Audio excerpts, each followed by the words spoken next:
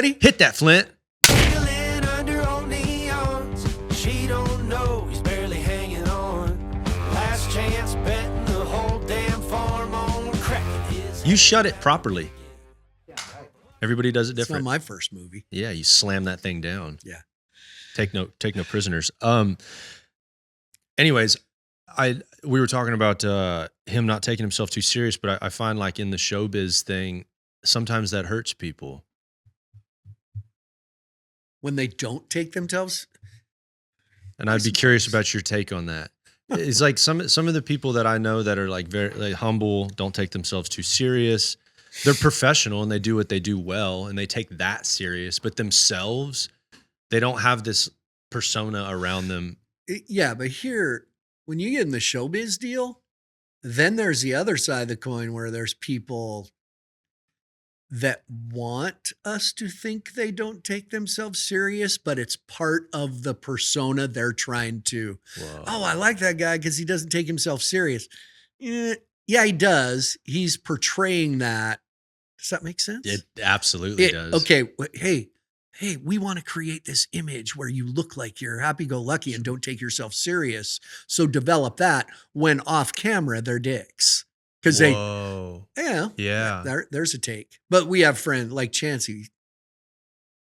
Have you been to Moorcroft, Wyoming? I have. It's cool. It's small town. I grew up in a town like that. Shoto, Montana. Same. Can't take yourself. You know why you can't take yourself serious? Because people in small towns pick it up. They can read that stuff. No doubt. And then they've known you for so long too. Yeah. And they don't want you to, Shoto, Montana is 1,700 people, has been forever. It's got the same population now as it did in 1951, probably. And people will say to me, oh, that small town, they must be proud of you. Is there a sign on the edge of town? Welcome to, have you ever noticed driving across Kansas? Every town is home of someone. Yeah. Welcome to Hayes, Kansas, home of some senator. So proud. Yeah. And I'm like, Shoto, Montana would never put a sign on the edge of town, home of Flint Rasmussen, because they don't want me to take myself too serious. So yeah, I think it's a small town thing. It's a genuine, there's an authenticity to small town Montana or small town Wyoming, small town America, that it's not AI. It's not, you don't have fans. You have the people that just know. It is way more like family. Yeah. Where you go to a family reunion, they're just going to want to bust your balls a little bit. Like if you come in wearing shades into the family reunion. Yeah. Oh, hey, big time. Yeah. I was probably 5 years before, might have been 10 years, before I actually had my little farewell tour from the dirt and retired from being in the arena. People say, well, what are you doing now that you're retired? I'm like, no, I'm still, I still fly somewhere every week, but I wasn't doing the hometown 4th of July rodeo. So I was gone. You're retired, right? No. I'm funny. Like back at home, you were? At home. Oh, yeah, okay. at home. So now you don't do anything. No, yeah, they thought I was a drug dealer. You have a pretty nice house out there. How do you do that? But I would, and I love it. I don't want you to think this isn't a condescending remark, but I'd have people come and go, man, we went to the 4th of July rodeo this year. It's just not the same without you. That's cool. And I'd say, that's great. The last time I did it was 1993. But and by the way, I didn't just pick a year. I know for a fact the last year I did that rodeo. Well, you had me. I just immediately went, oh, that's so awesome. Oh, yeah. Because the first year I was in the PRCA doing pro rodeos was 1994. And I went to the 4th of July rodeo in Red Lodge, Montana. So I know the years. Oh, like 2019. We sure miss you. The rodeo this year. When did the PBR actually start? Early 2000s? PBR started in 1992. Oh. Yeah. Did you immediately go there after the PRCA? So the PBR was founded, the whole 20 bull riders chipped in $1,000 thing, which is completely accurate. Some of them had to borrow it. Jerome Davis, world champion, had to borrow the $1,000. I mean, those guys were going up and down the road and had to borrow $1,000. So they had that seed of 20 grand. And that was 1992. Then I believe the first kind of PBR World Finals was 94. I worked my first PBR World Finals in 1997. And I remember that because Michael Gaffney was the world champion. He's my gauge. Michael Gaffney, and we're really good friends now. We talk about that a lot. And I do not bring up the fact that the leader going into the World Finals was Adriano Marias, but right before World Finals, Adriano broke his leg, and Michael Gaffney came from behind and won the world title. So there's a chance Adriano would have been the only 4-time world champion, but Michael Gaffney, wow. There you go. Bull riding history. Was it right before the finals that he broke his leg? Yeah, it feels like it. I'm trying to think. I can't really remember. I wasn't embedded that much at that time. I think people forget though, the PBR wasn't structured the same. I have a lot of young people that work now for PBR in the office will ask me things about 1998, 1999. About which bullfighters were the bullfighters at. Well, it was more like rodeo. It evolved into its own separate full production thing, but bullfighters were guys that could also drive a truck and work on the crew. You know, that's going a little far, but it wasn't structured the same. I was an exclusive PBR. I went until 2006 and did both rodeo and PBR. Oh. So I had 8 years from 1998 to 2005 that I worked the PBR World Finals and the NFR the same year. Ooh. So I'd go, and it was in the fall. So I'd go in October and do the PBR finals. Move to Vegas. It's been in Vegas since the 90s or the 80s. Right? The PBR World Finals. Well, the NFR is. The NFR 85 or 86. Oh, yeah, this is the 40th year. Yeah. So I'd go and spend a week there in October and then go back and spend 2 weeks in December. But I was getting paid to be there. So yeah. Makes a huge difference. So yeah, I did both. I would, for a while, what I did was I booked rodeos, and it's a little busier now in the rodeo world in the winter, but I would book rodeos and then fill in the empty weekends with PBRs. So I was one of the, I sometimes catch myself saying I was lucky, but I don't think it was luck. But I was fortunate enough to be busy in the winter in the rodeo business, and that's hard. So you're talking over a decade of that type of schedule? Yeah. Well, let's see. Didn't you say 98 to 6? Yeah, 98 to 2006. 98. There was 8 years where I did both World Finals. Yeah. Both the NFR and the PBR World Finals. So I was kind of everywhere, like horse shit. You just all over. That was me. That was me. Getting lugged around in a My dad trailer. always used to say, that guy's like horse shit. He's everywhere, man. That's so beautiful. What a sweet thing to hear. Dad stuff. Yeah. Yeah. It's very reminiscent of, not purely because of the comedy thing, but stand-up comics, like the travel schedule and like with what you did.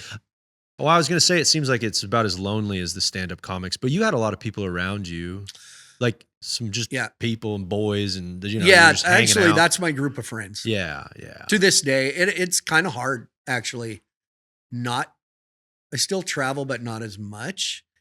And I've found that wherever I stop, if I'm home, I don't have a group of friends there because my friends were always the announcers and bullfighters that I. Yeah, you're probably like solo traveling more now than you used to. Yeah.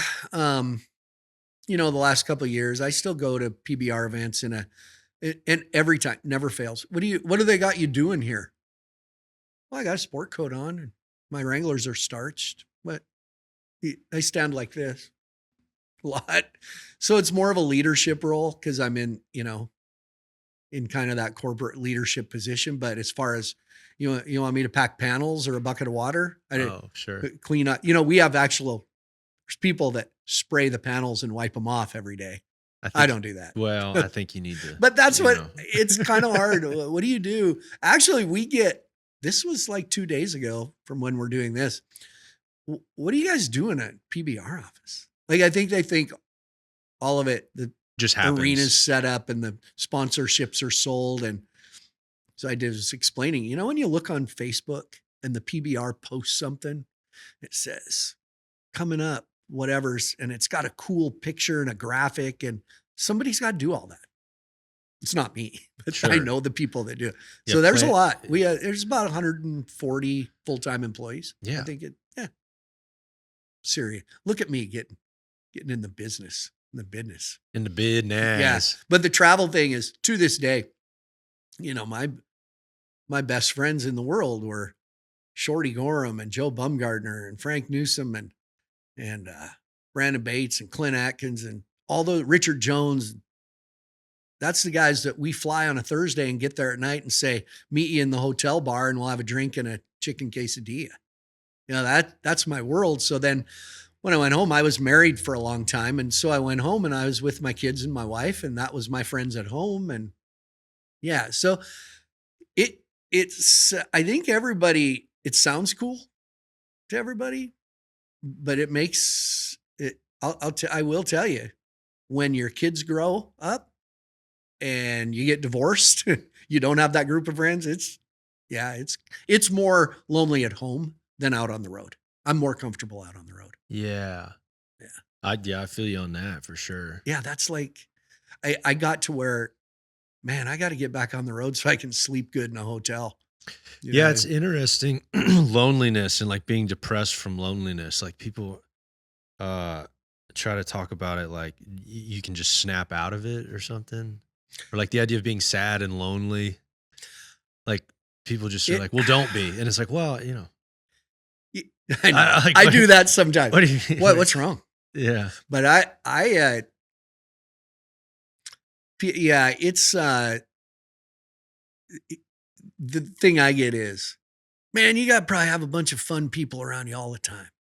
Like, what are you doing? How's Texas? Oh, bet it's fun. Yeah. I mean, it's, you know, who do you hang out with? Oh, not really. What do you mean? They think it could, because you're in front of crowds, that you have people around you all the time in real life. And that's, I think, where performers do suffer a little bit, because your whole life is your cup gets filled by those people, the crowd feedback. That's me. That's what I miss right now, that's what fills my cup, is that instant response back from crowds. So when you go home, you don't have that. So it's actually being home that's tougher. It used to break my heart when my kids were pretty young. They'd tell people, yeah, the rest of the world gets happy dad. We get tired, grumpy dad. And Wow. that I was conscious of that. That affected me.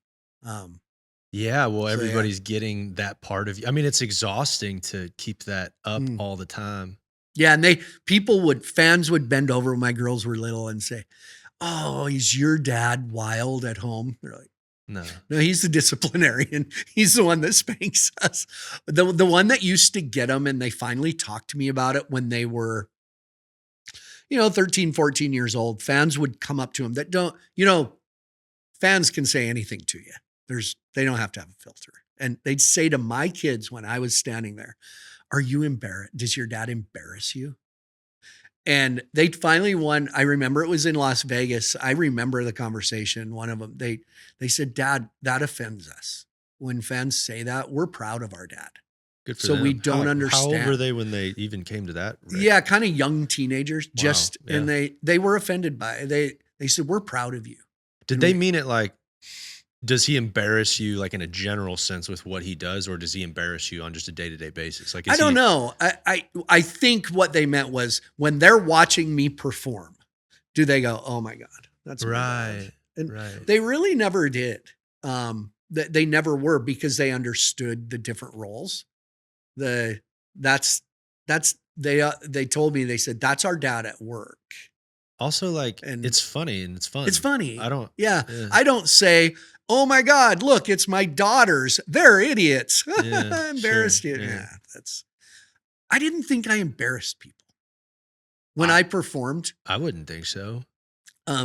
People to this day will say, I mean, man, you do like a really great, there's like some self-deprecating stuff in there. Like self-deprecating. You got to have that. Yeah. Your whole staying in, like, I think one of the main things of being an entertainer is like, again, like not taking yourself too serious so that everybody else can like loosen up and let their shoulders down a little bit. Like you're acting like a little goofball and got your little That's it. You're so zestiness, and the guys are sitting around all acting tough, and it's like, Yeah. well, Flint's out there in front of everybody just acting like a goofball. Like y'all chill out, bro. Like we're here to have a good time. See, you're smarter than you look. Thank God.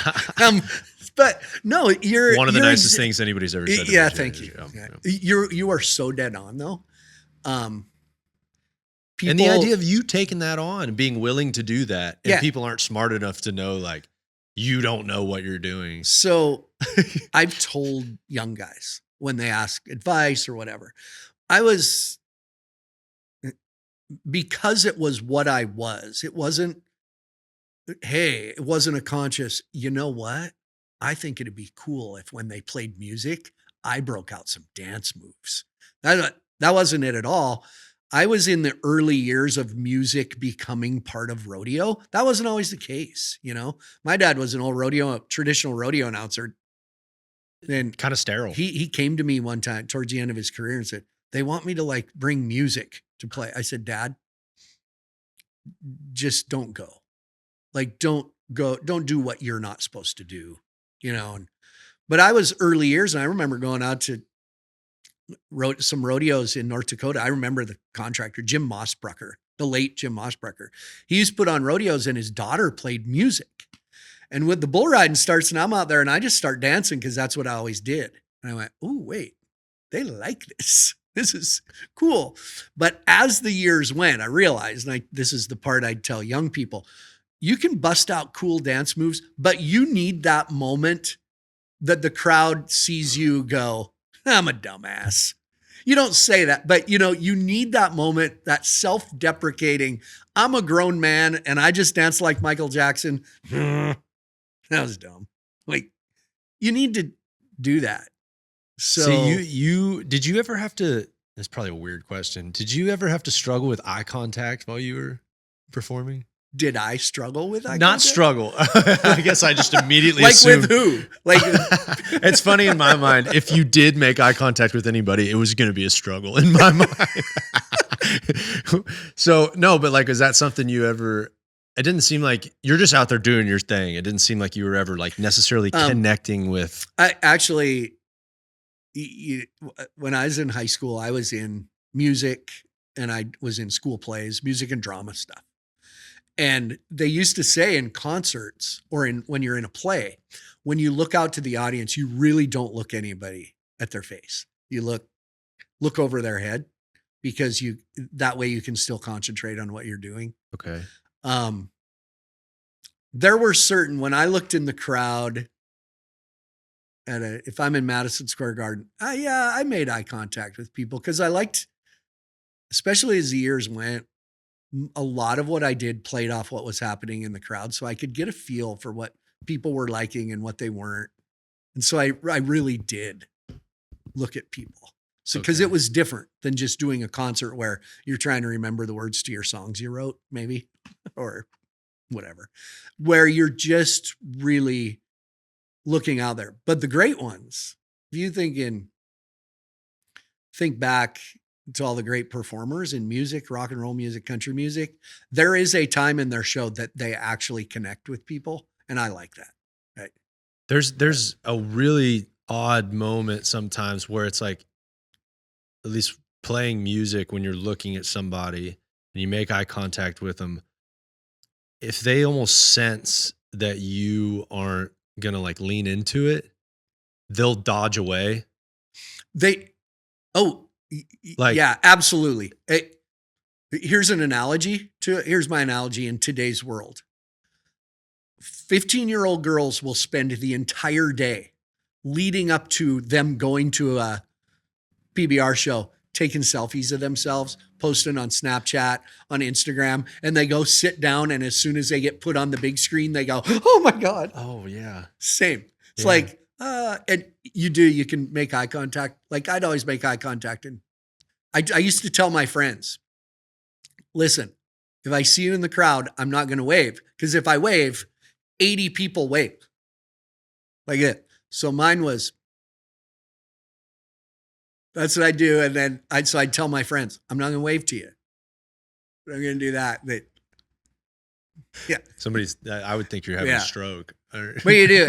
And, you know, I was going to say that through the years, I've had people go, oh, the way you used to embarrass people. I didn't intentionally embarrass people. I wanted to make them feel a part of things. You're misinterpreting.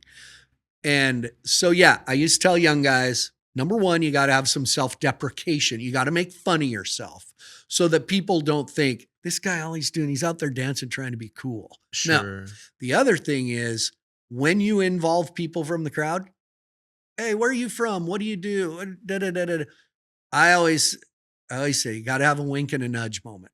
You got to have that point as you finish up that person knows we're good. Like I've watched guys that are friends of mine pick somebody out of the crowd and I'll be watching it. Oh, they're interacting and they'll walk away and I'll go, whoa. You got to make sure you're good. That person, he's pissed now. You got to have the moment where you go either vocal on the mic, ice on the mic. Hey, you know what? I appreciate you coming out. Thanks for playing along, dude. And then they're good. Or off mic. Thanks, bud. You got to wink and nudge. Hey, we're good.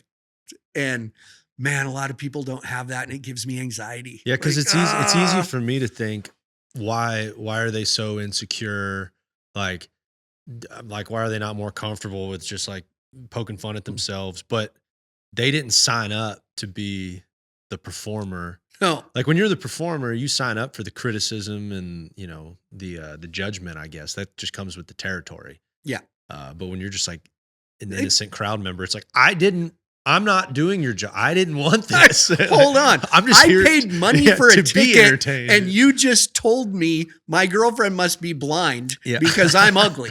No, you can't. Yeah. You do. And everybody, unless they're giving it to you. If that person, totally okay. I tell them, remember, I'm the one with the microphone. I'm going to win every time. Not just because I have a microphone. I truly believe, like if I get into, I don't anymore, a debate on social media with someone or a bag of art, I will not. I'm pretty good at that. Did you get a lot of criticism through the years? Luckily not really. Okay. Do you feel like you did at times? I felt like when I did, it was people digging for something. And you put yourself, you've been out in front of people. When you do that, you become you're fair game. It does come with the territory, even though that's not necessarily what we asked for. There were times when I'd get messages or somebody very critical and would say, but the way you said it indicated this, the way I said it. So I didn't say anything. It was the way I said it. And as time later, up to this point, it's still my career. I mean, I'm still out here, but later in the last 10 years, ridiculous because social media, it's everybody has something to say. I don't know. I've wondered a lot if social media created assholes or revealed them. I think it just revealed them. Yeah. Somewhere in there. The person who used to not get invited to the backyard barbecue and doesn't really have friends because they're not a good hang and they're hypercritical and hyper judgmental and they never got invited to any house party. That person now has access to all the parties on their phone. They're in every party. They're at every party and they're just commenting, just being negative, being shitty. Yeah. I think it's just revealing more of them. Yeah. So criticism of really early in my career, I probably had one coming. They wrote a letter it was a NRA amateur rodeo in Montana. And I used to do Michael Jackson even way back then. And I spun around and did the crotch grab in the arena. Letter. They got a letter from someone in the crowd that, And I went, you know what? He's right. Never did it again in the arena. Oh. I'd do it. I'd do. But I didn't do that. Yeah. See, it's all, perception. I mean, it is an anatomy. So I agreed. But, yeah. But as far as a mass we've had a group of people. You said this in the arena. We can't have that. I never really had that. If there was one person, we could look and go, you're not right on that. So no, I again, use the word lucky, but I was always very conscious. We talk about what they pay to do. They didn't pay to be a part of it. Also, if I go see a comedian and the marquee has their name on it, if I go see Dave Chappelle or what's another, Nate Bargatze's the best So because funny. everybody can go to that. But there's certain comedians, when you go, you know what's coming. It's going to be radical liberal or Rob Schneider now is a guy, he's a very conservative comedian in that, when you go. You don't walk in, sit down and go, what the hell's Schneider talking about? I didn't want to hear about conservative stuff. People have tried to use that. I tell another piece of advice. Politics is low hanging fruit. Everybody, you watch that crap on TV every day. So if people come to a rodeo or a PBR, leave it at home because they've seen enough. This is their place to come that they don't have to put up with it. And I've had guys, yeah, but they see it from other comedians. Your name's not on the marquee. Oh, they paid to come to a PBR and a rodeo. You just pissed off half the crowd, 48%, whatever. Not worth it. They can bring their kids too. Yeah, there's definitely, I absolutely understand what you're saying. There is that little part of me that's like, well, this is rodeo. You'd be surprised. Yeah. Though. I know. But the problem starts to get where this doesn't necessarily have to do with being an entertainer in it, but like the problem starts to get where if people are offended that we're even singing the national anthem and praying before the rodeo and they're offended by that, it's like, that's where now. All right. But to me, that's not politics. Well, they've made it politics. Exactly. Yeah. We were in, what show were we at this fall? I think it was Anaheim, California. And there was a young couple, and I can pick it out. They sat with their arms folded, a young couple, a guy and his girl, during the national anthem. Oh. And not by play, whatever, go for it. But there's 14,000 other people. Well, it's because that are standing up. They wrap that rope around that poor bull's balls. Yeah. I'm sitting in the Salt Lake airport one time. I'm in the Delta Lounge. By the way, I have vivid memories of things most people don't. I remember days. The Delta Lounge? I was in the Delta, the Sky Lounge, Pretty fancy. Dude, I have good cookies. Dude, they got a lot of good so this family's talking to I'm in the United Lounge. Oh, you're but the one, what's the American one called? It's got a fancy name. Ooh. The Micah. The Centurion's a monster. No, I don't Rawr. know. But this family is sitting there with their kids and they start talking and, well, what do you do? We were all delayed or something. I said, well, I told him, we live out by Oakley. Oakley, Utah is a great rodeo. 4th of July rodeo. We're from Oakley, Utah. We used to love the rodeo until we really found out what they do to those bulls to make them buck. And I said, what's that? Well, they tie the rope. And I told them, I said, that is the longest running falsehood in all of sports. Why do people still think that?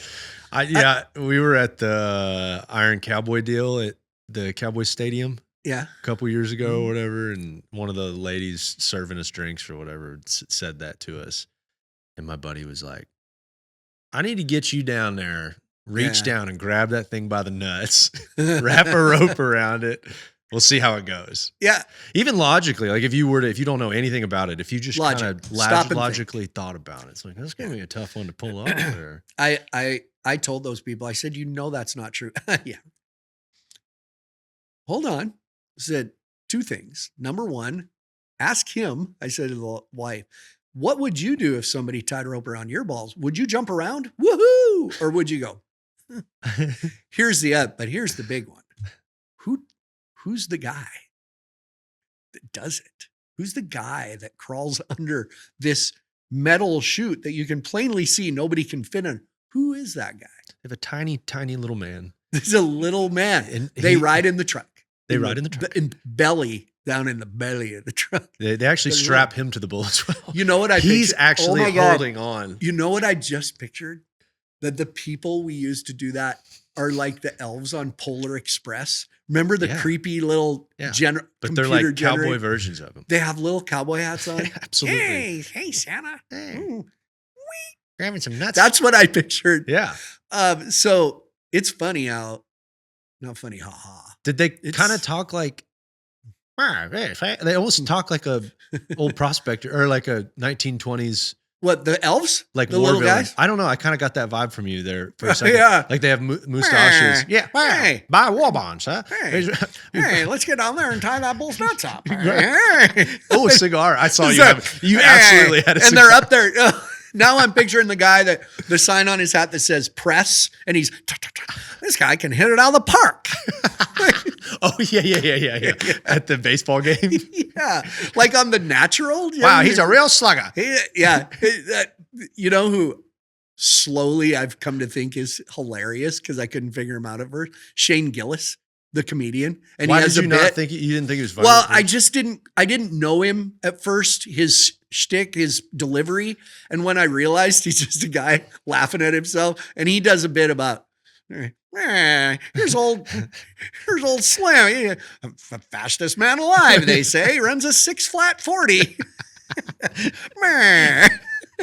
Everybody said, you ever watch those interviews? Old baseball player. Hey, tell us what you tell us what you're gonna do, Scotty babe. McSluggerson. Well, it's gonna be a great day. We're out here playing baseball, and I think we're gonna get the victory for the city. Look, other than the accent, most post-game interviews and stuff or pre-game interviews don't sound much different. Yeah. You got a lot of like 110%. Yeah, I mean, we're just, hey, tell us, tell it, like Russell Wilson was famous for this. It's like they have a string on their back and you pull it. Yeah, we're just, we just didn't get it done today. And hey, look, we're going to regroup. We got a big game next week. And that's really what we're focused on right now. We can't do anything about what happened this past week. And, it's a team thing. It's, oh my God. But it falls on my shoulders ultimately. Ultimately, it does fall on your shoulders. Ultimately, but I mean, I can't say enough about these boys, and I mean, I'm just so proud of them, and the way they really came back in the second half was just strong. But the best ones now are they have a deal with the coaches that after the first quarter we're going to talk to you on the sideline. Hate it. I hate it. Hey, listen. Hey, look, you're down 14-0. What do you got to do here? And the really good coaches help the reporter out. Like, listen, they've got a couple big plays. We've shut them down. They just had 2 big plays. Well, what do you got to do to continue? Well, I just told you. But dude, I'm so envious of sport. Anybody like in sports seems to have this disdain for media or like the marketing of their sport. Yeah. I'm like, the only reason anybody's watching your thing is because of the marketing of your sport. But they all get to like kind of be a jerk and an asshole to the reporters. And that's fascinating to me. Like act annoyed by it. This is just about football. This ain't about all this other stuff. I'm like, bro, all the other stuff is like, you're playing a sport and people are watching it. It's a game. So I saw an amazing interview or heard one. I'm a big Dan Patrick show. That's my go-to. I think Dan Patrick in the world of media and sports journalism is one of the great hosts of all time and one of the great interviewers of all time because it's a conversation. And he was interviewing a lady that had kind of got called out in a press conference by Bill Belichick. Remember Belichick? Yeah, where is it? On to Cincinnati. And they'd ask him, he'd stare him down. So Dan Patrick has her on. Said, what do you feel there? I mean, is it humiliating when Bill Belichick, and he said something to her. And she goes, let me tell you something, Dan. I covered the Sandy Hook elementary school shooting. And I was forced to talk to parents who lost children. And she went on this whole thing. She goes, he's a damn football coach.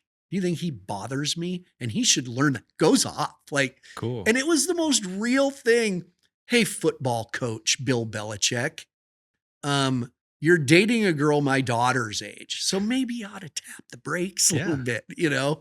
Yeah, you're right. So it made me go, yeah, it's football. It's but how do we get it? We do. I love the tangents. what? by the way. Oh, well, yeah. Well done. Welcome to my world. Holy cow. Yeah. Come on. How does a real conversation actually happen though? That's a good point. I genuinely can't stand. I mean, I listen to a lot of podcasts, and the whole idea of like somebody guiding the conversation, being like, "Oh, we're getting a little. Let's get back on track." What if I did that in like we were having dinner, and I'm like, Flint, I think we're getting a little. Let's get back on track. I want to circle back to what we were talking about earlier. Let's synergize. So my daughter does a cool little podcast for Learfield Sports College Rodeo stuff, kind of relating to college rodeo, and I have lots of episodes. I haven't recorded a true podcast in a year or so since I moved to Texas. And I used to write things and I'd keep track of if it, in the midst of conversation, I'd look down and I'd go, perfect. I had that written down. And I'd kind of make a check mark. And then at the end, if we had a whole conversation and I looked down and it covered everything I wanted to, it was perfect. But if there were things, and I told her this, write them down, but let it be a conversation. Now, if you get to the end and there's something you haven't talked about that you really wanted to cover, casually try to go back. But yeah. Okay. I want to start with this. Ooh. What was the moment that, bro, and I don't mind it. It's asking a question you already have the answer to, and you're like asking or like setting up a story where you like already gave away the punchline or the hook. Oh, just tell me about that. So the one where, you know, you and JB are standing over there, huh? And they're like, remember? And they basically like say what happened. And then they're like, go for it. Here you go. Then you got to, it's like, bro, I did a show from New York City. It was a call-in show. Was it when you guys were doing Madison Square Garden? Yeah, it was after. And it was this pretty famous, I'll call you later with the name, host on like PBS or something, really huge listen to show. So they had me on and I didn't really get a heads up on it. But what had happened is at Madison Square Garden, Miss America or Miss USA or Miss America was there and up above the chutes. And I went up and they put us on camera and I did something and I had my hand here and it was during the big Me Too movement, right in the middle of it. Yeah. And I didn't do anything. I just was very conscious of how I was up to my shenanigans. And I didn't do anything. And so they had me on this, PBR set up, and he said, do you think a year ago you would have handled that situation differently? You were really conscious of, and I said, I don't know, maybe.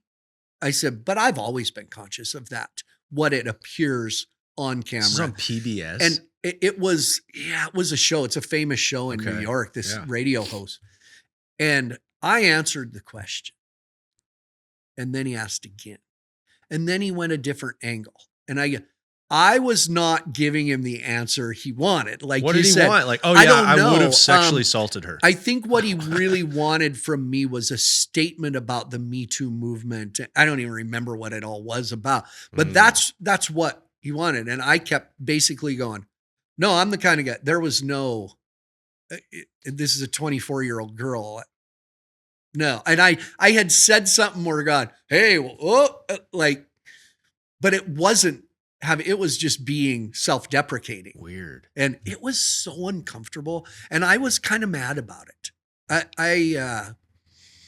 It's like, don't throw me into those. I handled it, but I remember not being very happy. And at the end, he was very polite. He was, a good enough professional journalist that it was the wink and the nudge moment at the end, but not really. I was, that is one thing I've grown through my career.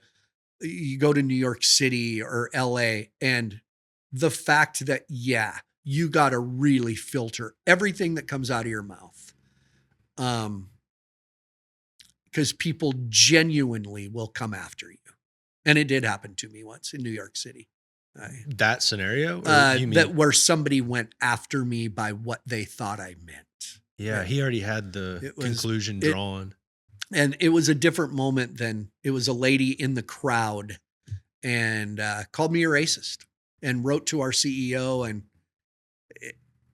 nothing. In New York. In New York City. Man, so you got pumped. Was that the same? No, it was different. Now, the one on the radio, I wasn't in trouble. They just were trying to get a different answer, and I didn't have it for them. So this lady at this event, though, this was at MSG? Yeah, I can tell you the story. Not that I don't want to get too heavy here. So for years, I gave a Cooper Tire Fan of the Night buckle. Okay. It's famous. Yeah. Like I think Cooper Tires owes me millions because how much I brought to Cooper Tire. Get him on the horn. Get him on the horn. Anyway, so I give it, there's a kid up in the stands. And this kid's it might have been a little girl. And I went up and cheering the whole time. And I didn't always give it to kids. That gets weary, but I'm in and I said, where are you from? What, which didn't mean anything in New York. They'd give an address. This buckle, and it was a cool buckle. Montana Silversmiths made these buckles. And I said, I want you to promise me that Monday morning, you're going to be the only kid wearing a buckle like this. She said, I don't have school Monday. I said, oh, why not? It's Martin Luther King Day.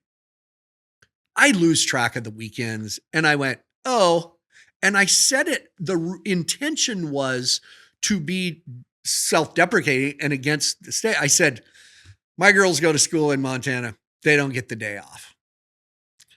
They didn't. It was a fact. That was it. Ooh. That was it. So how many people raised hell? One lady? One. And I looked her up, or she told me. I got emails. Former reporter for the New York Times. Perfect. Yeah. So it upset me, but I think people get most upset when they know they've done something wrong. It upset me because I knew I was right. I knew what I was doing. No chance. No chance. And I looked at the Black families around me, and they were clearly upset and disturbed. Maybe, wow, but you're the only one. So, yeah, it bothered me because the middle-aged white woman. Intention. They're usually the most offended for Black people. Yeah. So our marketing director there got the letter and the email. They emailed the PBR. I want to talk to somebody in charge. So the girl who kind of was in charge came and talked to me, Denise. What do I do here? And I said, you know what to do because you know me. Little sidebar. Denise, the marketing director, is Black and a very dear friend. That's hilarious. And so I said, you know what to do. Yeah. What do you want me to say? I knew what I meant. We had a good get on a Zoom. Anyway, not to get deep, but that stuff. I love the idea. Did you get on a Zoom call with her? yeah. I talked to Flint, but anyway, that was hard. That my kids and my wife at the time used to tell me, you got to quit worrying so much about what people think about you. And I said, it's hard when your entire occupation is based on what people think of you. So that stuff, it used to really bother me, but it didn't happen very often, but stuff like that. Well, especially something like that, where it's such an egregious accusation. We know what's in our heart. Yeah. Yeah. And you don't like to feel misunderstood at that level of depth, like at that depth. Yeah. Feeling misunderstood in that way is really tough. Yeah. That hurt. That's tough. Anyway. Man, it's so easy for people to say, you don't care what people think. I wouldn't say I struggle with it. I don't even want to use the word struggle as because it's not a bad thing. I find apathy to be really lame. You don't care what anybody thinks? That's BS. That's just BS not true. I do care what people think because it's important to me. Some people. Now there's some people, kiss my ass. Yeah. But yeah, it is important to me. It's important to me what the image people have of me, and knowing that I really want all of you to feel good. It's a double-edged sword because it can really make you feel bad if you are misunderstood or you make people feel differently. Yeah. So I don't have a good remedy for that. I've yet to figure it out. It's like I sway between just like, oh, you know what? I don't care what anybody thinks, but I'm not really being true. I'll tell people, I don't care what they think. It is. There isn't a remedy. It's sort of like depression. Well, what do you mean? Just there's nothing to worry about. It's the same worrying about what people think of you. Like, I went through it's been 15 years ago. 16 years ago. I had a heart attack at home, a bad one. I had a bad heart attack. I was 41 years old. So yeah, 15 years ago. This was, this last one, it was March 11th, 2009. I remember the date. So I'm at home and I was working out. We had just come from Kansas City. I remember we had a Sunday afternoon performance in Kansas City. And to this day, I think it was my best Sunday afternoon performance I ever did, because Sundays are hard. You do a Friday and a Saturday, Sundays, but it was so fun. I remember coming home and it was, I believe it was a Tuesday, March 11th or 12th. And I was going to go for a run. I used to run down our highway. We lived out in the country and I'd run down this highway 3-4 miles. And it was like 12 degrees that morning. It was a really crisp. I said, I'm going to work out it inside. So my wife was there and I had all these stations because my treadmill broke the week before. So I had all these stations and I said, come work out with me. I'm like, we're getting out of our comfort zone today. We're doing all these, muscle confusion and all this crap. And she was talking to me. She kept talking to me, which is weird, right? For a wife to just want to talk. Like, we talked a lot. Anyway, and pretty soon she goes, they say you're working out too hard if you can't have a conversation while you work out. I said, well, then apparently I am. And I was pretty short of breath. So she left. She went the other end of the house and I'm finishing up this workout. And I'm struggling. And I end and go get a big drink of water. And pretty soon the world starts closing in on me a little bit. And it was like I was drinking boiling water. It was just this, oh God. And I start like dry heaving. And I was an athlete, like football, basketball, track. Never threw up. Run until you puke. Never, ever, ever.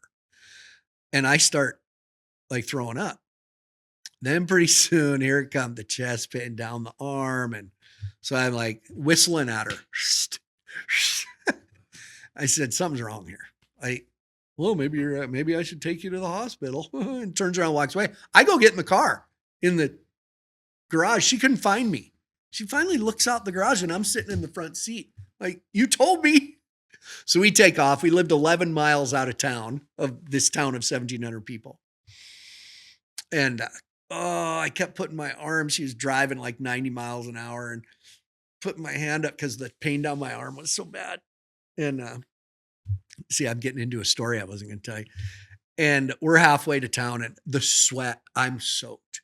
Chest pains, arm pain, tunnel vision, like it's closing in. And she goes, think you got out of your comfort zone?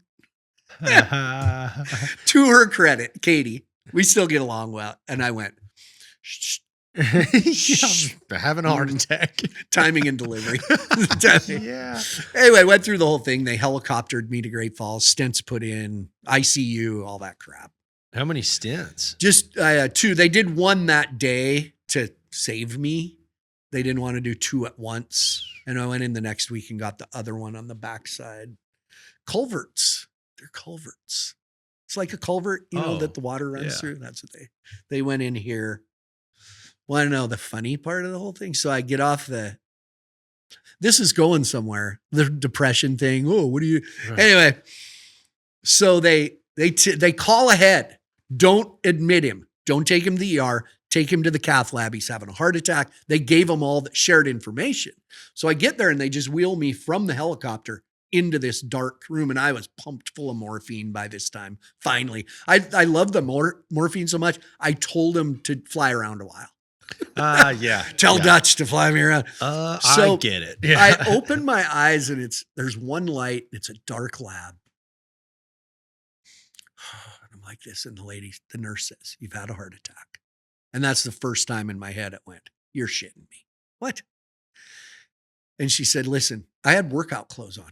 I had gym shorts, just, she goes, listen, what we do is we go through your femoral artery, whatever. We go through your leg. And that's how we do this. She's explaining. She was cool. And the thing was, it's Great Falls, Montana. They all knew me. So she goes, I don't want you to be uncomfortable, but in order to do this, I'm going to have to slide these shorts off. And I'm like, yeah, if I had a nickel. And she goes, say it slower. I'm going to have to slide these shorts. I said, that's fine. She goes, I don't want to be alarmed, but we have to shave your upper leg and pubic area. A little offended. Have to. Yeah. Get to. We're going to shave your upper leg and pubic area. And I said, you might be surprised. No, you didn't. And she goes, oh, dear Lord.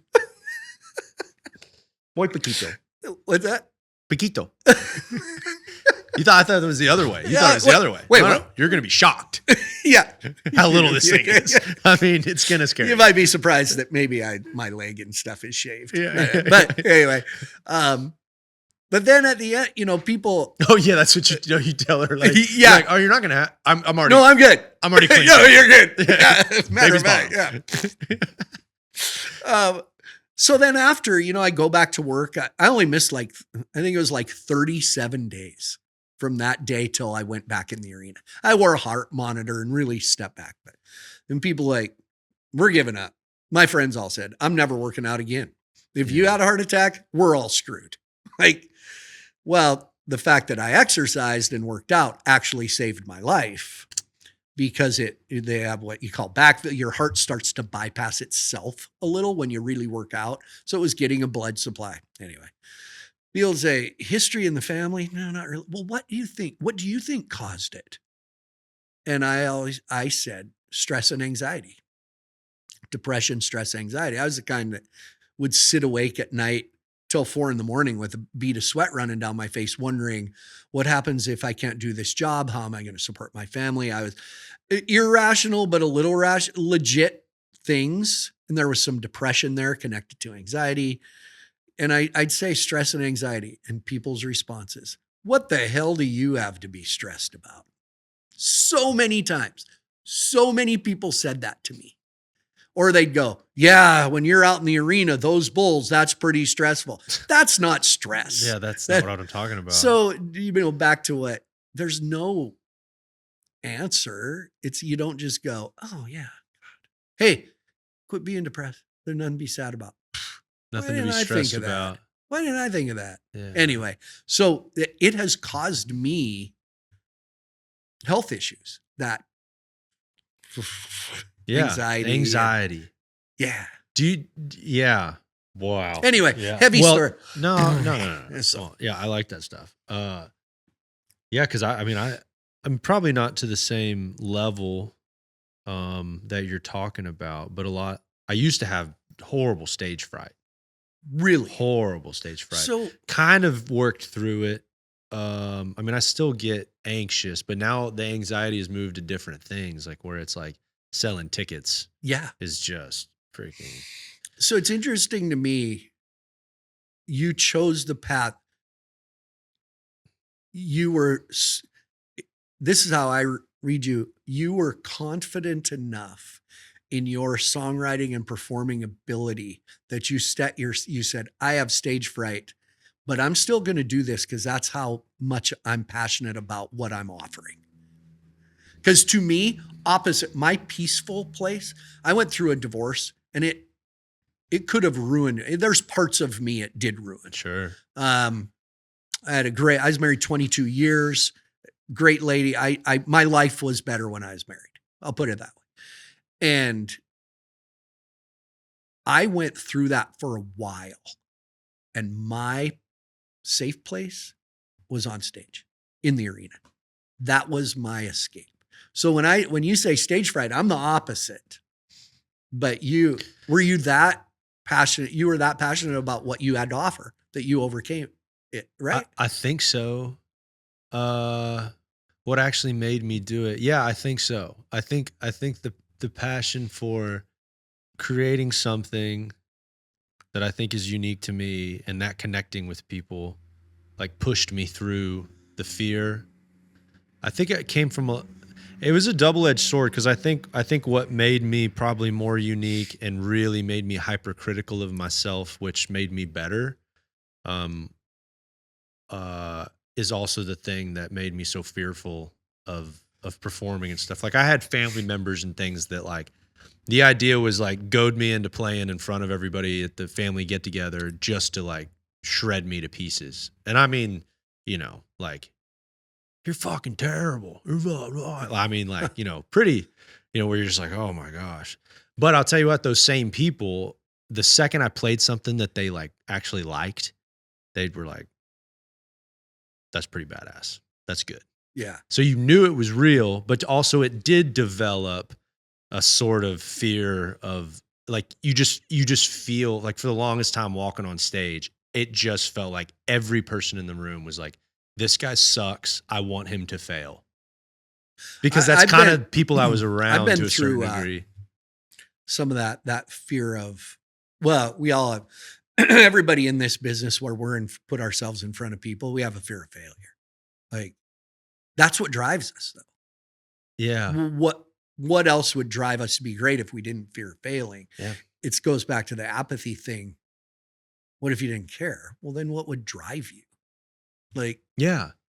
But there's pushing through it, though, has been cool on the other side of it, because there is a level of you are genuinely getting up there and doing it like for yourself. There's something with the music component of performance that, especially if people are undecided about you, there's a part of it that if they can recognize, like, if we weren't here, this guy would still be there just doing his thing. And he's comfortable in what he's doing. Yeah.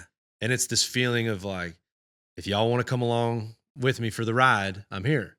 But if you guys don't dig it, I'm still going to be doing my thing. Yeah. And that's cool. Yeah. And you have that kind of vibe about it. It's just kind of interesting when you say I used to have stage fright. That would be like, man, I'm really talented at being a mechanic and fixing cars, but I have a phobia of crawling under a car. Like, whoa, what the hell? What? I know.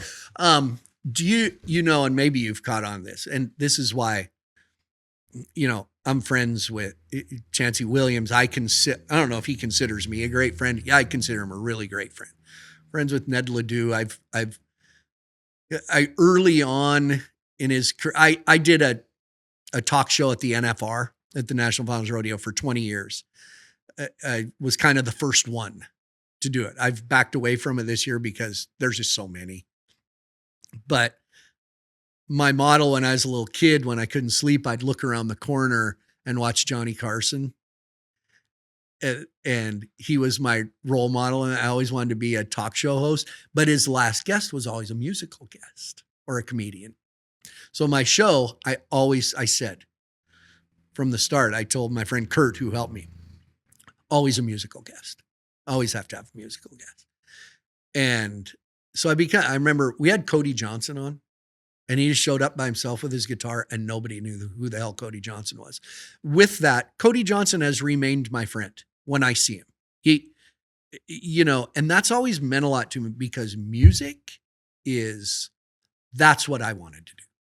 I played the tennis racket in front of the mirror. I had my showdown. I mean, you know, my favorite song in the world, when people ask, what's your favorite song of all time? Easy. Wanted Dead or Alive. Bon Jovi. Here, funny story. You know, he's become pretty big time. Cody Webster, bullfighter. He's in Cody Johnson's latest video. And it was like 2 years ago. We would play that song in the locker room. We play music in the locker room.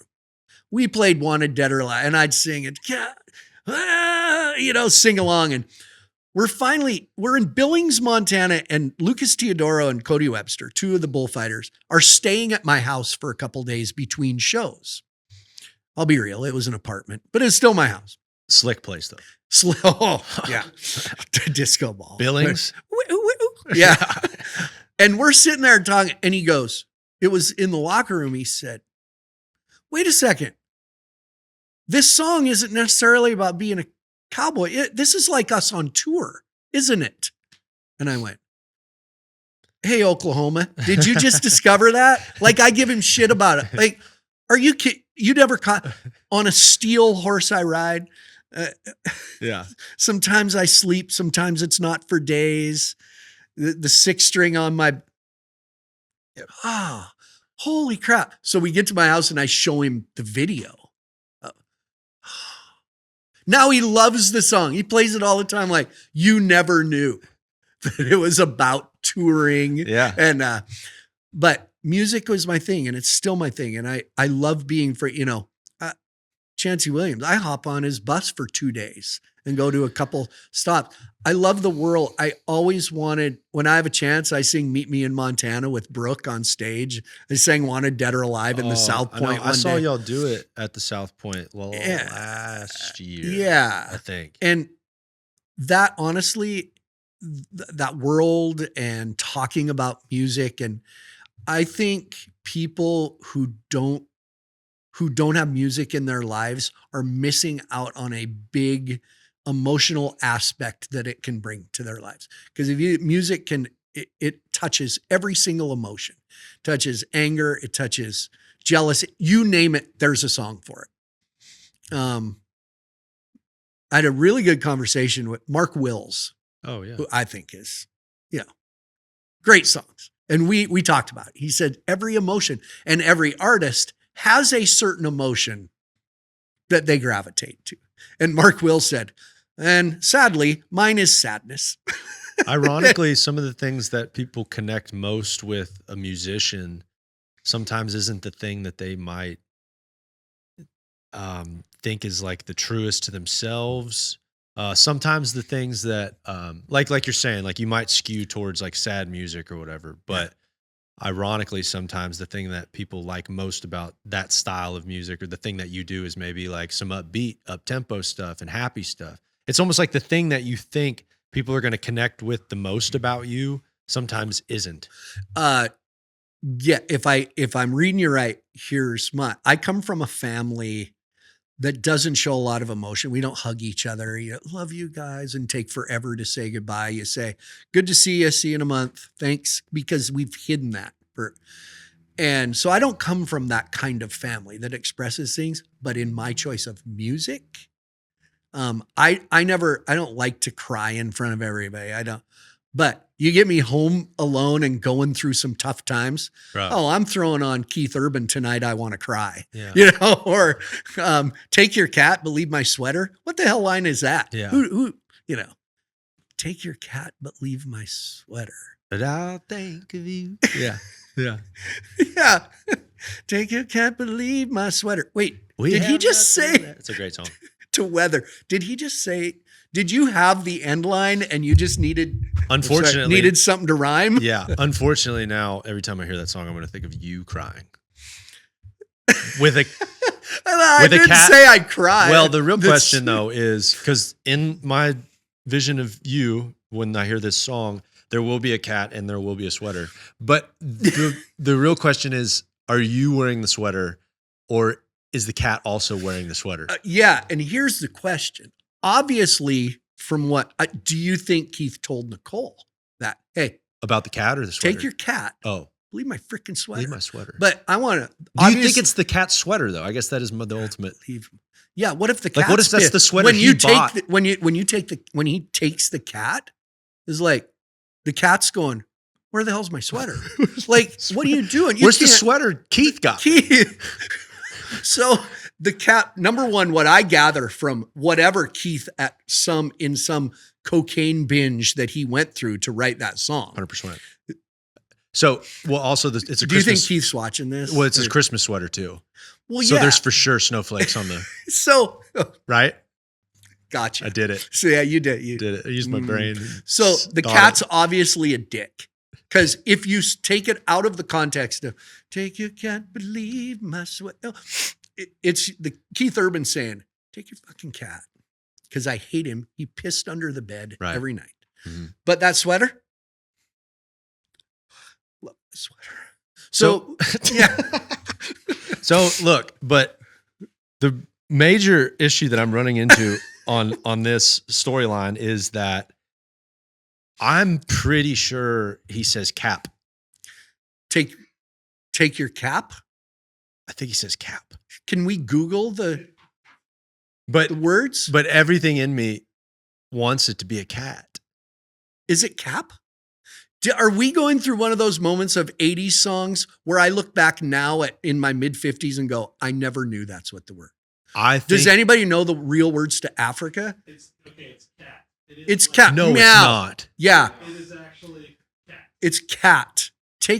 You thought it was cap? What cap? Is it his Dodgers cap? Right. Is it a Texas Rangers? We don't know. Open. It's a Rockin' R Bar cap from Bozeman, Montana. Yeah, I find cat to be way too Take your specific. cat, You know, because cap if she's going, why the hell would he want that bitch ass cat? hey, I never hey, big, you know what he's saying? Here it is. We're digging into it. I think Keith would agree with this. Basically, what he's saying in the song is, I never liked that cat in the first place. Well, there's also something that they were going through, and I think he would go to the cat when times got tough. God, So what is wrong? because we have nothing left to weather. And it's like You'll think sometimes you get that you're just going through something tough and you just want to grab onto that little fuzzball and it'll pull you through. Yeah. And maybe he's wearing a sweater and maybe he's not. And maybe it has snowflakes and maybe Keith's high on cocaine. But and maybe there's he's a not. vision of her in the sweater where it's a long sweater and she's pulling it down like this. The cat? Pulls the sweater down and then goes, What? Yeah. No, that's her. she did. She did that. The cat would not. And Booger, the dog, hates the cat. The cat is. And that's a whole different song than Tonight I Want to Watch Cry. this. Booger, come here. Booger. I do this all. Booger, come here. Give Flint a push up. Give him a push up. Give him a push up. That's Dear right. Lord. Come on. That's one more push-up than Chancey Williams has done all year. Ever. Anyway, in his whole I life. love breaking down music. When you really, my girls I told you, you got to watch the song my daughter wrote. That's part of the deal of me. 100%. 100%. My girls sing a great 2-part national anthem. I'm terrified. Oh, it's so. Oh, I can't. So when we, part of the PBR is lining up anthem singers, big time, like mainstream singers now won't do it. You ruin your day. Well, come on. It's almost a lose-lose in ways. You just can't. You either have to. Now, here's what I will say. Chris Stapleton doing it on the guitar I think it was at the Super Bowl or something. That was one of the best things I've ever heard. Unreal. Like the heart, that's why Chris Stapleton is who he is, because it's different, he means it. He means everything. He means it. And I mean, just the arrangement of it, and he played it on it was just different. Yeah. But true to it. It was different, but it was still true to the song. Yeah, absolutely true to the song. Yeah. Oh, I mean different in the sense of it hit me. Oh, yeah. Like, whoa, what was that? There's times that I listen to music and somebody's like pretty good. And it's good, it sounds good, but I almost feel myself getting anxious listening to it because it's not like great. Yeah. And then there's times when I listen to somebody perform and they're in total control. And it's like I can completely trust. This sounds super artsy fartsy, but I can totally trust my emotions with them where it's like I just totally let my guard down. That's Chris Stapleton. Agreed. Yeah, but even any performer, whether it's a stand-up comedian or I would think people at a show that you're at and an event that you're hosting, like I feel that way with you. I mean, I grew up watching you on the PBR, so it's Really? like, yeah, for sure. You never told me that. Well, what do you mean? It's a big moment for me. Yeah, I had I had your poster above. Above your picture. Yeah, it was directly above. Oh my God. Yeah, you're right. Hey, are you ever at a place? I'm being serious though. I did grow up thank watching you on the PBR. You're from, I lived in South Florida too, South in Florida. college. Well, no, I'm from Texas, but I was born in Florida and then we moved out here when I was real little. And then I went to college for a little bit down in South Florida. And, but when I was living down there, I was like a fish out of water and it was cool for a little bit, but I watched the PBR like religiously when I lived down there. And, who's your guy? Who's your favorite rider of all time? come on, bro. Who do you think? JB Moon. Yeah, come on. Because that was like Man, jump on the bandwagon. Yeah, I mean, but that was like right during the heyday, dude. It was just you're fun. that age where he was the definition of what we wanted. That's what everybody wants every bull rider to be. I really enjoyed Guilherme too, Marchi. Guilherme's cool. Yeah. When people ask me, like, Silvano was freaking wicked. Inevitably, we who do you think's the best bull rider of all time? And I don't think you can narrow it down. I think it comes to moments. What's the best bull ride you ever saw? We all get asked that. Sure. And I have answers to it in my career, right in the heart of when I was really getting going in the PBR. And I think that a lot of the answer depends on the moment, like the situation, the friend this person was, the intelligence I saw in him, the deeper thinking. In my mind, the greatest bull rider of all time, just surrounding my career and stuff, was Justin McBride. Yeah. Just because of how he handled himself. He was misunderstood by the crowd. Oh, McBride's an asshole. No. And here's what's cool about McBride. To this day, if you fly on an airplane with him, he's got a freaking book with him all the time. And he reads, smart. And he's well-read. That's what made him as great of the greatest Western sports TV analyst ever, in my opinion. Sorry, Butch Knowles, but just break things down, and he has a vocabulary, and he just made some of the biggest rides. See, that would have been just before I was like really diving into it. What are you, 21? No, pretty close. No, it was yeah. Anyway, however, the greatest bull ride I ever saw, because of the moment it was in, was JB Mooney. Well, was it the Bushwhacker? No, because that wasn't the best. To this day, I mean, the moment was the biggest, probably the most famous and biggest moment. Yeah. Sioux Falls, South Dakota. Great PBR event, believe it or not. It's a real great market. JB Mooney, we used to have these 15-15 bucking battles at the end for CBS. Yeah. But when we did them back then, the good guys would have to get on 2 bulls in a night. Yeah. So JB's getting down on his bull. He's towards the end of the regular long round, and he's got an elbow issue. And if his elbow did a certain thing, his hand would lock up. It just like that. Like, so he's getting on his bull and his drawn bull in the long round, and he's getting down like he did. And he was always back here, and that bull jumped forward and popped his arm, and his hand locked up. And they get him on and he can't. It's painful. Can't get on his bull in the long round. Buck a couple more. It's turnover right to the 15-15 bucking battle, and JB has Pearl Harbor. And at that time, Pearl Harbor was a bad dude. Just 13, 14, 13? In there somewhere. Yeah, in there.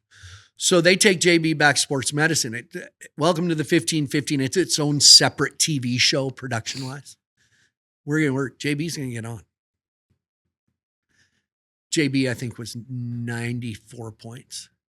94 points or whatever it was on Pearl Harbor, Sioux Falls, South Dakota, 15-15. And I can tell you where I stand.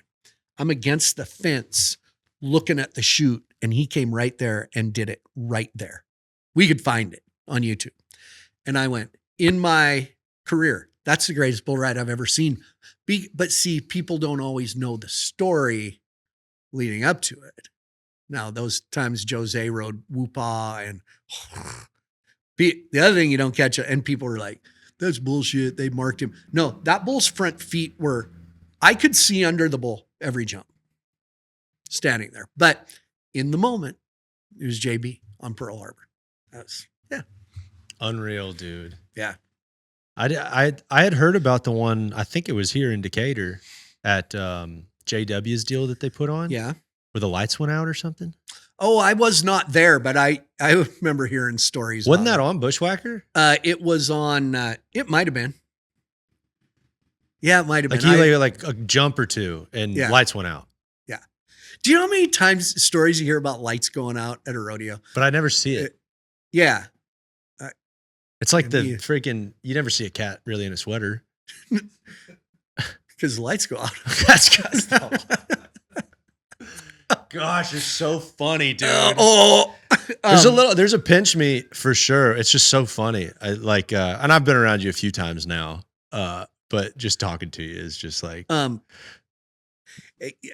I don't know. It's funny because I found some old Christmas card. My mom worked at the newspaper, little local newspaper. So she had printing capabilities way back in the 70s, early 80s, and not everybody, you couldn't just type it on your computer and print it out. Everything was a little tougher then, a better world. So she'd always print our Christmas card, and she'd tell what each kid was up to, Well, Flint is active in sports and now is taking art lessons and continues to entertain us around the house every year.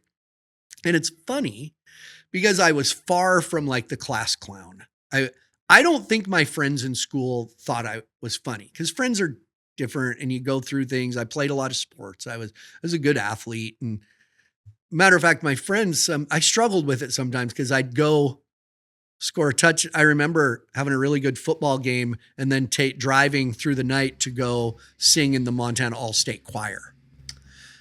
And high school kids don't always like that. Like this isn't an 80s movie. You're not instantly popular. They just go, oh, you think you're so much better than us. Yeah, you had to wait till the early 2000s for that. Yeah. You'd be the quarterback in the... Yeah. So, but my mom always... Flint continues to entertain us. And so I found all these every year. Like, make me sound like a big screw off. Yeah.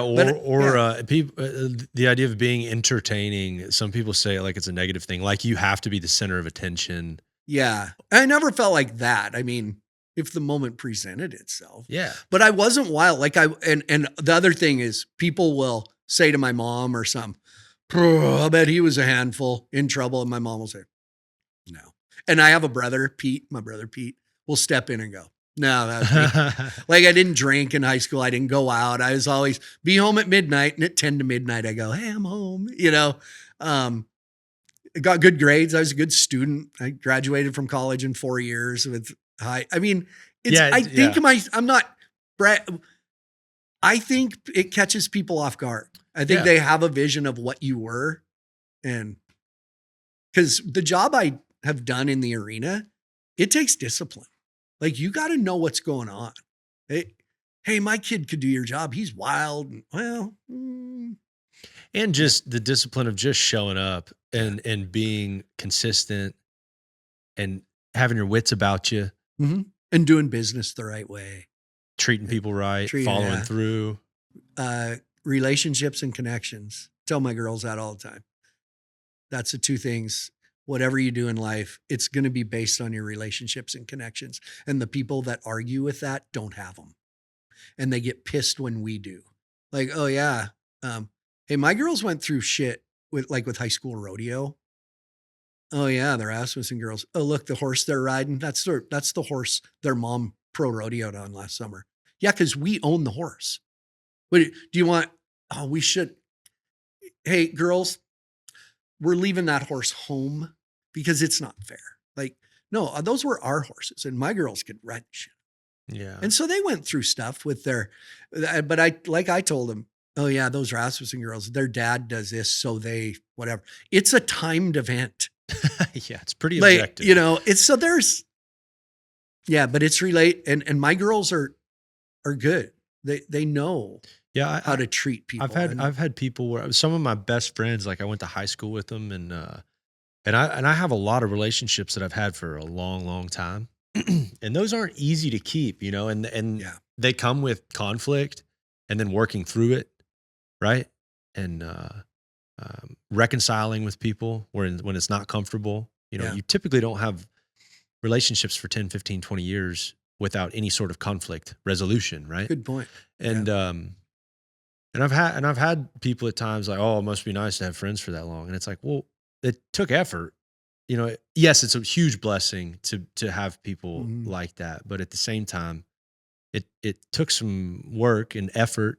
Mm-hmm. And, you can see other people in their lives that maybe didn't put forth that same type of effort or care, and they don't have a lot of long-term meaningful relationships. Yeah. Not saying I do all of them properly or correct, but my college friends are solid.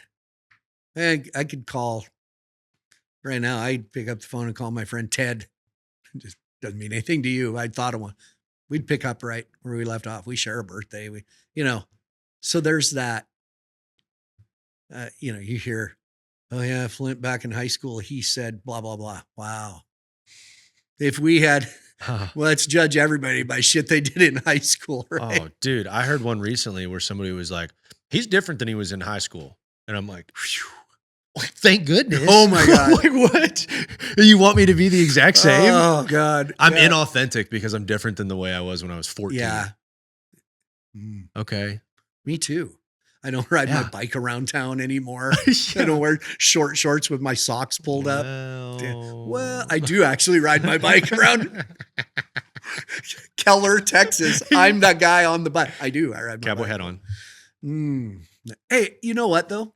And I wore my hat today because it was important. And because if to quote the host of this show, oh God, you do you, boo. Hey, hat and a cowboy shirt. You do you, boo. Like what?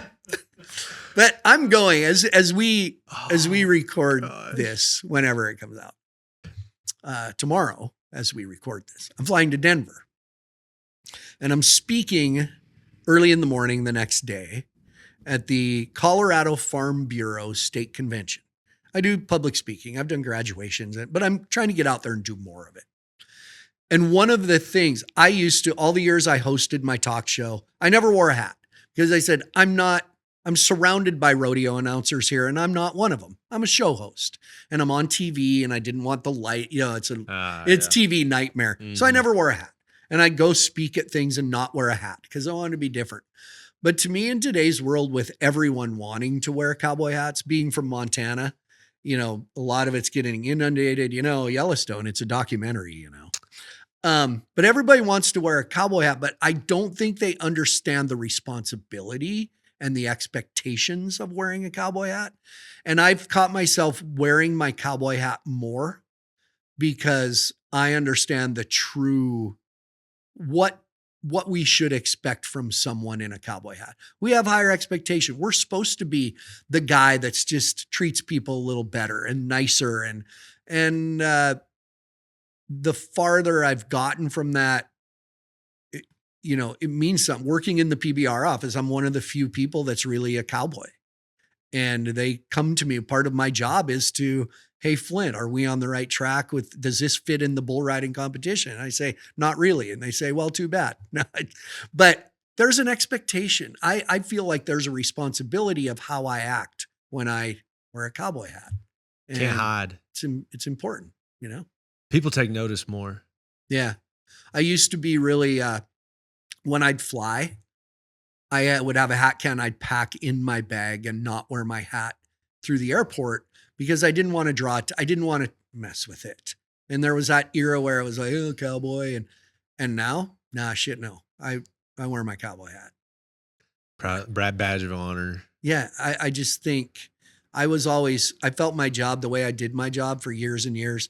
I was an element of change. I changed the way the job was done. I feel like I changed the expectation and the standard and set the bar a little higher. But I realize now as I've gotten older, I still remain true to that 74-year-old former rodeo cowboy that's a rancher could still watch me and be entertained. I never alienated those people. And as I've gotten older, I've gone, yeah, I'm more traditional than I thought I was. I'm still from Choteau, Montana. Like everything I am is because I grew up in a little tiny town. Everything.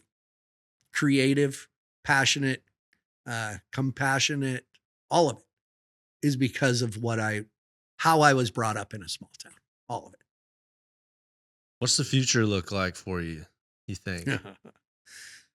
Remember when you said, hey, are there things you don't want to talk about? No, I'm joking. I feel you on that. No, it's, I don't know.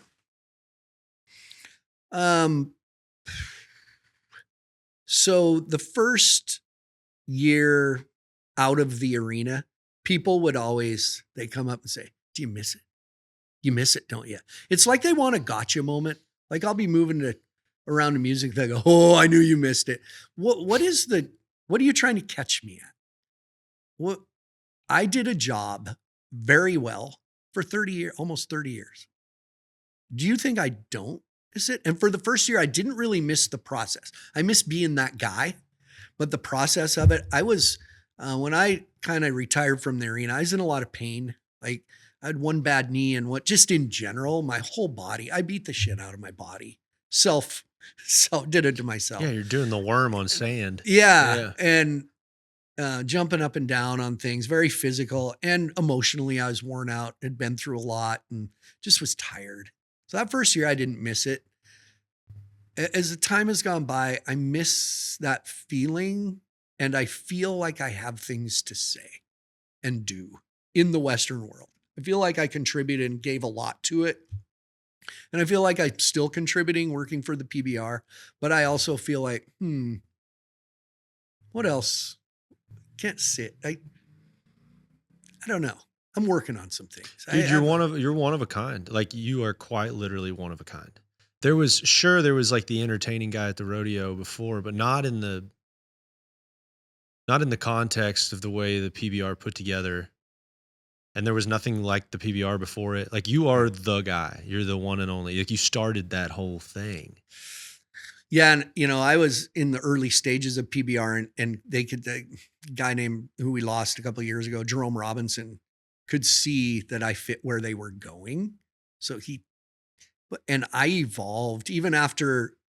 You didn't have anybody to copy. No. And I didn't copy. Like even though my dad was a rodeo announcer, it was around Montana. So I didn't have those old rodeo clowns to really watch. I watched comedians and I knew it. And then as time went, I really adapted to what my talents were. So I approached it completely different still, I think, to anybody doing it today. I approached it differently. Like I said, I didn't want to be the best rodeo clown ever. I wanted to be the best entertainer.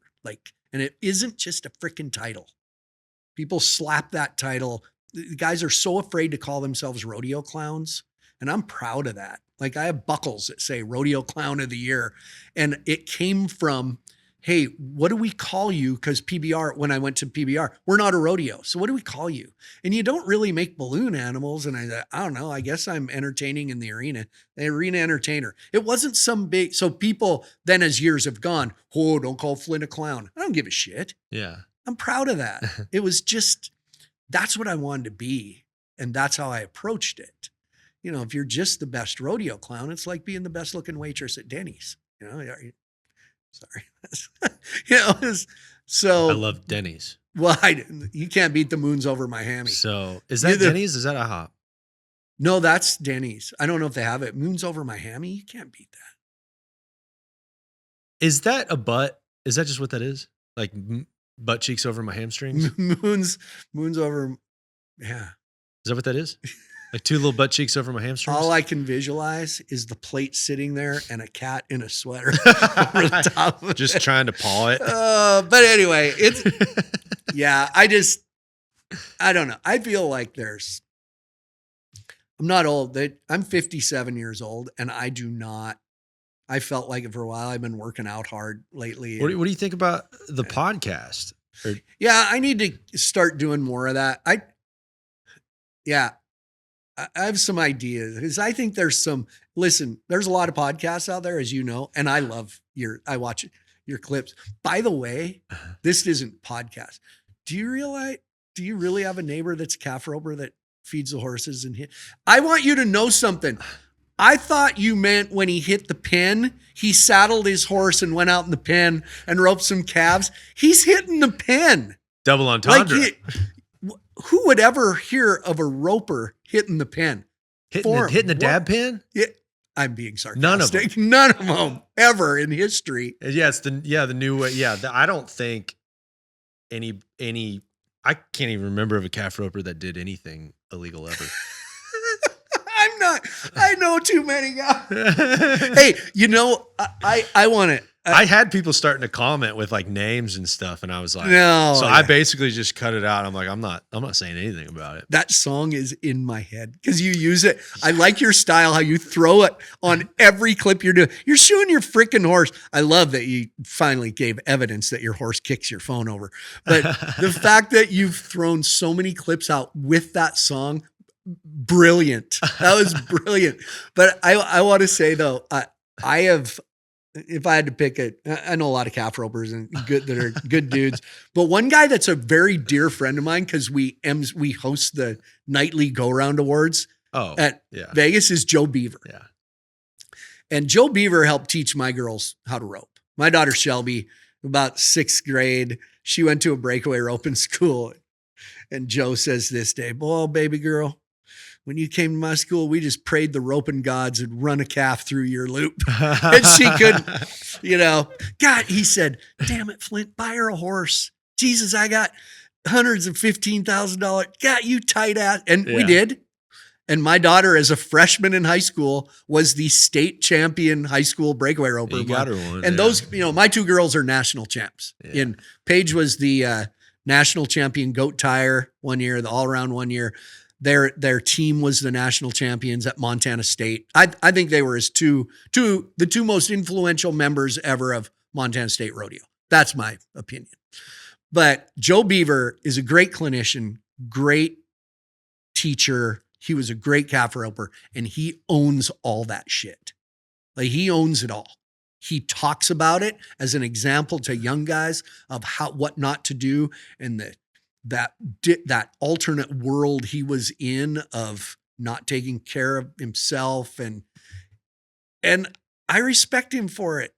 That was his world, and he owns it, and he's been successful. So. There's a lot of characters. And if you zoom out on the greater like horse industry too, I mean, shoot, like when I first started shoeing, and most of my work was all like north of Denton over here. So it's like Pilot Point and Whitesboro. So there's a bunch of reiners and a lot of cutters over there. And like even the stories of some of those ranches over there of like horse trainers and then breeding facilities, flying in mares from Mexico and from Brazil. And it's like, there's some pretty wild stuff. What a world. Going on. There's so much to the Western.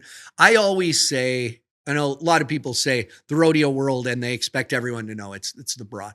I use the Western world or the Western sports world. That's my term that's kind of everything to me. Yeah. And that takes in cutters and reiners and sorters and penners. 9. Your number's 9. Hey. Are you a team penner? No. But I'd love to do it. But. The Western sports world, because honestly, to the people in New York City or Pittsburgh, wherever you go, it's kind of all the same.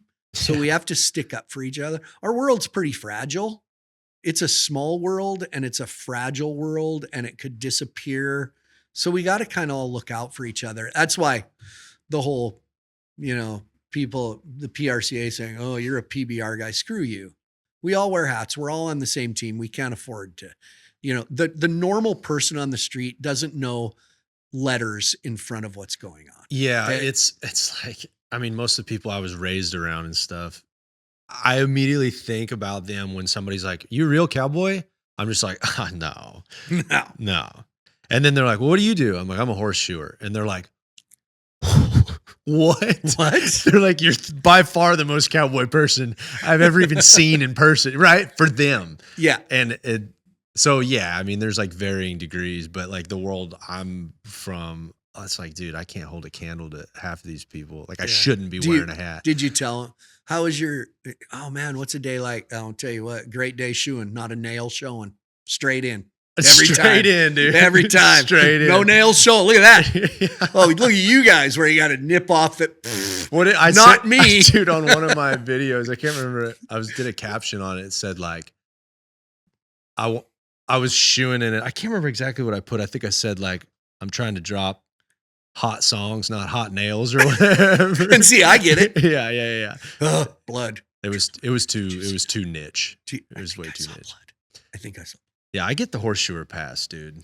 That was like everywhere I go. It's horseshoer. Like, that's down home. That's like real cowboy stuff. Bro. I avoid. I do have to tell you, like when in public speaking that I do, I tell my story, and I say, and I get a count 450 people. There's 450 of you that I expect never ever to ask me again. How'd you ever get into that? Because it's like. Because it's roundabout. My brother's a rodeo announcer and Will. And yeah, I never wanted to be anything in rodeo ever. And now here I am. See, that goes back to what I was saying though. Like some of the things that you don't really see in yourself. I didn't see Get it in brought myself, out. and now I'm, Yeah. as you know, people knew my name in the rodeo world, and I never wanted anything to do with it. I team roped in high school and steer wrestled a little because my family was going, and in high school rodeo there was usually a dance after. Totally. So why not? Why not? I get it, dude. I get it. Thank you for doing this, man. We could, I'd say we could sit here for I could sit with you for hours. because And you don't, dude, you only live like 30 minutes from me. I know, No, exactly. That's crazy. Yeah, come over to the house or it's an apartment. We'll ride our bikes together. I have some trails. You got some sweaters? Yeah. I don't have a cat, and I don't have I have some good sweaters. You know what's hard for me? Being in Texas. What were you doing? What was this? Dude, I caught myself while I was about to talk about the sweater I got, what was on it. Because I did just buy a new sweater. What? Do tell. And then, okay, but you started talking and I got caught. Hey, I have this. And so I just sat there. What's your sweater? I want to know about your It's sweater. a Snoop Dogg sweater. So it's got Snoop Dogg with like a little Christmas hat, a Santa hat. And then it's just, it's just him. Do you crip walk when you? You couldn't you? Yeah, Yeah. that's funny. It's Anyways, hard. yeah, you caught me. I mean, it's What were hard you- in Texas. I have this whole, I thinned out clothes when I came to Montana. Like, I don't need this many coats. I still have coats, a coat closet that just has dust on them. Like, when people can badmouth cold weather, but it really opens up a whole new wardrobe that we have in Montana that people don't have here. Oh, you have so much fun with it. Yeah. And There's so much room to accessorize. yeah, like sweaters. And Snoop Dogg yeah. sweaters. Yeah, it's hard here. I mean, we were middle of November, 86 degrees. What is that? But the humidity is great on my skin and my hair. I can tell. Yeah. I was going to comment on it, but I didn't want to come on too strong. Yeah, I know. So, All right. Well, I'm going to come down to your apartment. okay, well, but take your cat, but leave my sweater. Cap. We should do digital content Ooh. and just break down lyrics of songs. Yeah. Because here's what I've wanted, and then I'm going to circle back and we'll end with this. See, Ooh. I think what I've wanted to do is do a deal. I want to do it on my show because people badmouth new country music, not as good as the old country music. I want to read 2 sets of lyrics and guess which one is the classic country song and which one is new. That's a great idea. Because if you really read the lyrics of some old country song, there is dumb. Come on. No, some of them are really dumb. Yeah. But not every song has to like lyrically change the world. Well, Sometimes you're just having a good time. we are the world. We are the children. Hey, Jarrod, we are the ones who make a better something. That's my era, man. We Are the World. Is that Pink Floyd? Who is We that? are the world. We are the children. Artist for Africa, yeah. For Africa. There comes a time when we heed a certain call, when the world must come together as one. God, you were in choir, dude. just tenor. I was a tenor. Took on Disney Channel right here before my eyes. Bing. Oh, dude, I thought that was a It's Disney Channel. I thought that was ribbon twirling. I thought you were doing a ribbon. yeah. Dude, you're the freaking best. Oh, shoot. This is like this is really cool for me. So thank you. Thank you. Thank you for getting me out of the office. Yeah. Hey, I gotta go do this podcast for PBR. Yeah. That's what I 4 p.m. No, I like doing this, and I've told a lot of people that this is a great vibe. And I called Chancey. Guess what? Yeah. I'm on Jarrod's podcast. Yeah. Dude, the Chancey Williams. Dude, he's not like this guy, like just reinventing something, doing. country music. He's just this horseshoer who sings. That's what he said. That's what he said. Yeah, because you're like, dude, what is going on with this cat? He just said, "You do you, boo." You do you, boo. I want to tell you, and I made a mental note and I forgot I had a dream last night, and I don't even know what I was dreaming about, but we were with my daughters and doing something, and I said, "Boo the band, boo." Oh, you did it in the dream? In my dream, I said, "Boo the band, boo, Boo. boo, Boo. boo the band." Yeah, that's become I did. our Because I knew I was coming here today. I guess we did that to Chansey in the middle of his concert. such an like a boo. Boo, Boo the band. boo the band, boo. Everybody's into these low boos. Boo. But I'm okay, come on. Boring. You gotta get dead silence. Boo. Boo. You do you, boo. Yeah, that's what Chansey and I do now, like side stage whenever one of us is playing, you can just hear the other one over there just boo. Boo. Song sucks. So Boo. I had a dream about that. So boo. Oh, I'm to sorry. you. Yeah. Well, that's where we sign off. Boo. Boo this podcast. Boo. Boo the podcast. Boo. Boo. All right, see y'all. Kick rocks, cowboy. Kick rocks, cowboy. High hopes, 9-0. Every time they're popping the gate. Oh Lord, no score. That one's just too damn rank. Kick rocks, little buddy. Better luck next season. Get a gold buckle and a couple good reasons.